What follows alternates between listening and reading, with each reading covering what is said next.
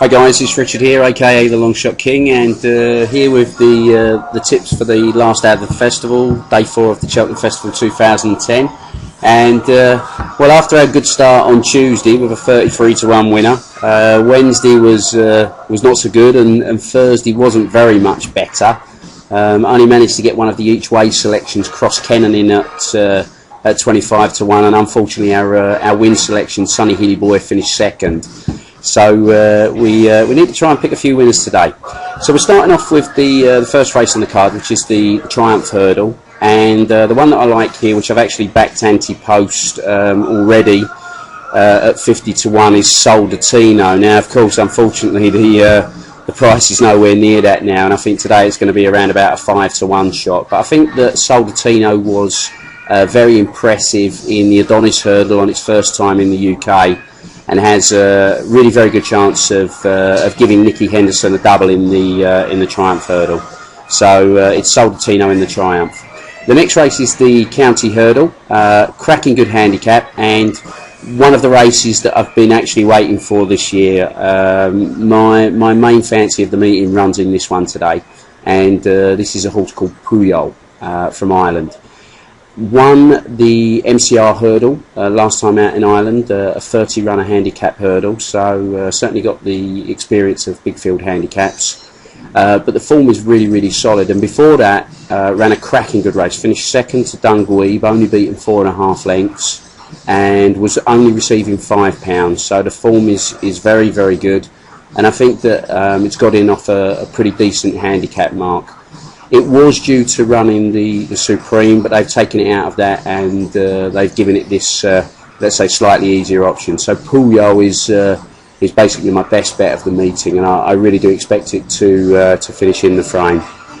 The next race is the Albert Bartlett. It's the novice event for 3-mile hurdlers, and one of the ones here that's been running really well all season is Restless Harry. Ran a cracking good race at Newbury, and was only just beaten by Rev de Savola, which of course has run really well already this week. And back in third in the race at Newbury was Finian's Rainbow, that finished 5th in the same race this week as Rev de Savola. So Restless Harry looks to have an outstanding chance, and at around about 7-8-1, I think it's going to be pretty good value.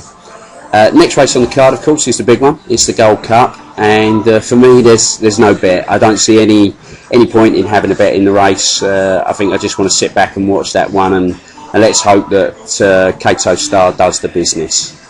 Next race on the card, 5th race, is the Hunter Chase, and here I've looked at one which is a pretty big price.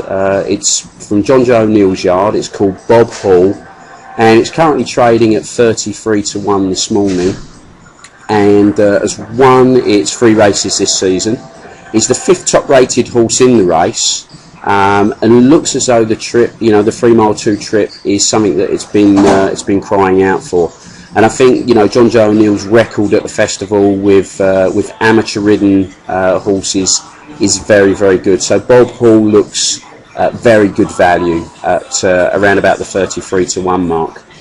In the next race, what we're looking at here is another big handicap hurdle. It's the Martin Pipe for Conditional Jockeys Hurdle. Very tricky one to solve. There's a few that I fancy in the race. There's 3 actually that I fancy. Paws and Claws is one of them. Radium from Nicky Henderson's yard is another one. That's run very well this season against Get Me Out of Here.